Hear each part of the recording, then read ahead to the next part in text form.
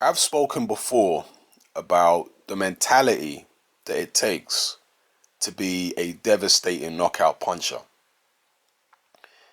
And Costamado, for example, the late trainer who trained Jose Torres, Floyd Patterson, and most famously Mike Tyson, he talked about throwing punches with bad intentions or mean intentions.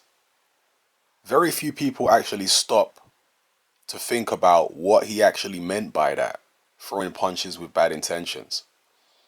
Mike Tyson said in several interviews that he intended to kill somebody in a boxing ring. That was his intention. He watched a lot of the old fighters, Sugar Ray Robinson, etc., and these people had killed someone. Max Baer had killed someone, etc. He wanted to be along with them as killing someone in a boxing ring.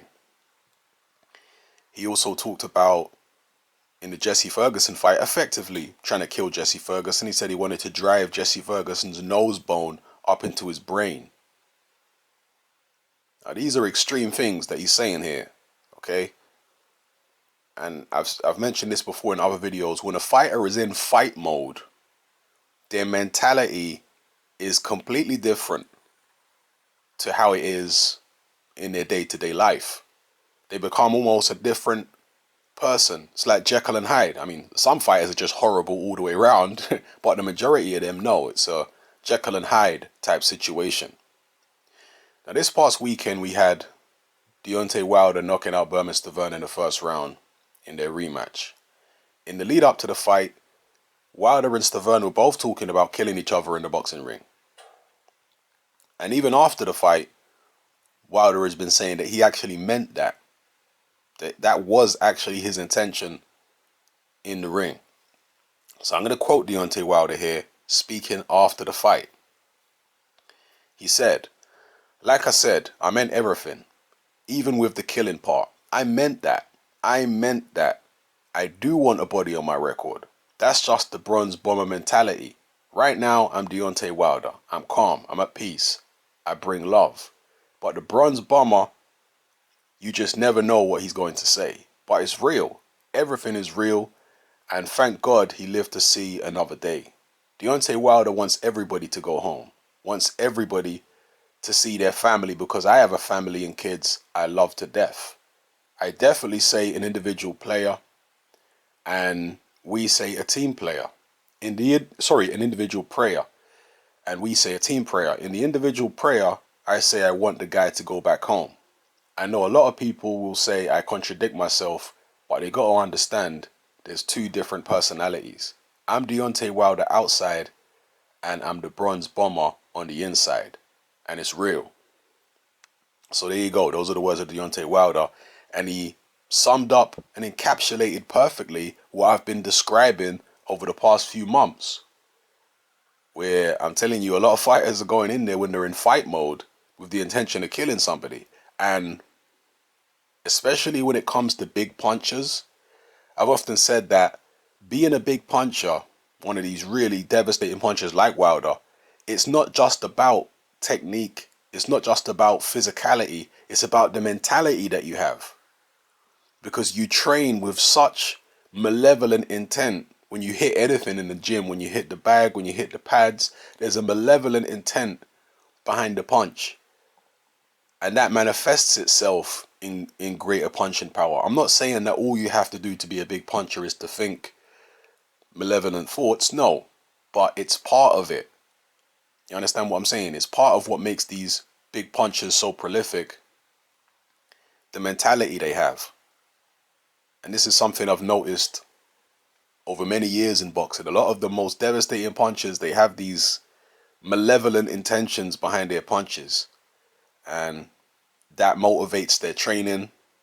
You know, the way you train is the way you're going to fight at the end of the day. If you train with that kind of malevolent intensity behind your punches, that's the way your punches are going to come out when you fight generally. So it's very controversial. A lot of people didn't like what Wilder said. A lot of people say it brings boxing into disrepute. Then there are other people that say, look, Wilder is just saying what fighters have said before, like Mike Tyson, for example. And he's also saying what a lot of other fighters think in their head, but don't admit to. You understand what I'm saying? So I can see both sides of the argument. At the end of the day, boxing is violence. I know we like to dress it up as something civilized, but at the end of the day, boxing is not civilized. Boxing is violence. It's two guys getting in the ring to bash each other up and the crowd screaming for blood. That's what boxing is. It's the modern day Colosseum, gladiators. It's not as extreme as that. Hopefully we'll never see anything like that again, in our lifetimes at least. But that's what boxing actually is. That's what MMA is. It's the modern day Colosseum, the modern day gladiators. It's a way for, the majority of people who watch these sports are just baying for blood. They're not really as appreciative of skills and whatnot as maybe some hardcore boxing fans are. They're just baying for blood. And that's really what it is. It's a violent sport which we've tried to dress up as something civilized and whatever. So if you look at it in that context, then what Wilder said is not really surprising nor shocking. But if you like the civilized veneer that they've tried to superimpose onto boxing, then you'll find Deontay Wilder's comments very distasteful. So let me know which side of the fence you guys are sitting on. At the end of the day, boxing is a controlled environment. So no matter what Deontay Wilder says, they have a referee, they have a corner who are there to protect the fighters, and they ultimately are responsible. They should be doing their job to make sure their fighter don't get hurt, or their fighter, God forbid, don't get brain damaged or killed. That's what they're there to do. The opponent is not there to worry about his, one fighter is not there to worry about the opponent, basically. So if he's going in there with the intention to kill, it is what it is. It's not his job to think otherwise. Do you understand what I'm saying? In his mind, it's kill or be killed. It's either him or me. So I'm going to get him. I'm going to make damn sure it's him. He's not there to protect the other guy. He's there to try and do damage. It's the officials that are there to protect both fighters and make sure it don't go that far. So, like I say, in the end of the day, they're doing it in the boxing ring. It's not like Wilder's out there in the streets trying to kill people. You understand what I'm saying?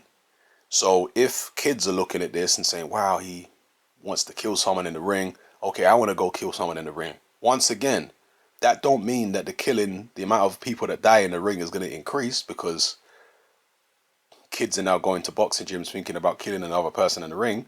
No, I don't mean it's going to increase. The officials are still there, etc., etc. So, I don't know. It's an interesting moral debate, and I'd like to hear your take on it in the comment section below. All right? It's Hatman, I'm out.